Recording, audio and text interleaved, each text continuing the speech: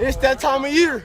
It's real birth. You'll remember November. We said that a couple weeks ago as Indiana State entered this very important month, one the Sycamores have struggled in the past decade, going 6-31 in the last 37 matchups to end the season. But right now, Indiana State is 2-0 in November. And with a win Saturday at Western Illinois, a chance at a playoff berth. Well, this is really about staying in the process now, not worrying about outcomes, and they've done a great job of that. We talked about it going all the way back to Northern Iowa. If you remember, we talked about, what it was going to take in each individual just doing their job within the scheme and really, not looking at outcomes, not worrying about scenarios or outcomes or what's going to happen. Just do the best that you can do, and that's really what this comes down to is, nothing changes. Our preparation and our process stays the same. We're going to be who we are. We just got to do it better, and really that's what it's all about. This is a young Indiana State football team with so much returning for 2019. But this team isn't ready for 2019. They will be when it's 2019. But it's all about this season and making 2018 count. That's just not this team, and you know them. You've been around them as much as you have.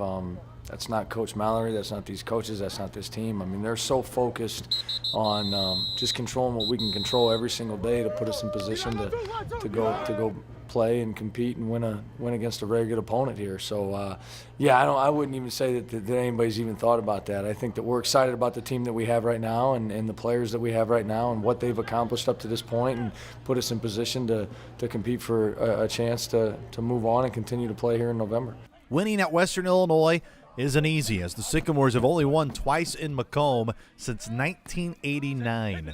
A big reason for that is because of all the difficult teams Indiana State's had to knock off in Western Illinois.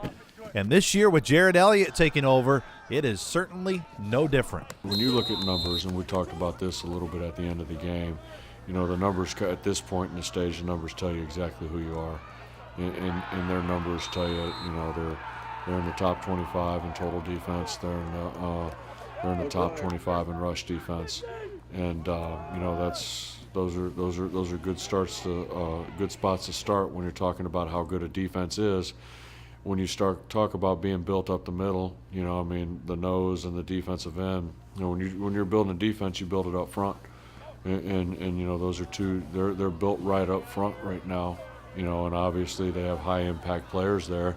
And then the linebacker, number 39, has the ability to run sideline to sideline and is a really talented player. And and then from the secondary spot, both safeties, number 11 really kind of seems to be like he's the field general back there and directing everything. And those are the spots really that kind of lead you to playing inside out in defensive football and being able to stop the run, and that's what they do. Tell that they, they've got a genuine care for each other, and that's the only way that they would be able to continue to compete the way they have and sustain it for as long as they have. And, Coach Elliott's a great person. I've known him for the last couple of years now. We've got a lot of common friends, and I've gotten to get to know him over the last couple of years, and he's one of the great ones in this profession. I mean, you look at Coach Elliott and Coach Mallory as two guys they're going to do it the right way. They're going to build it the right way, and I think that you can see that the way that their team plays and competes week in and week out.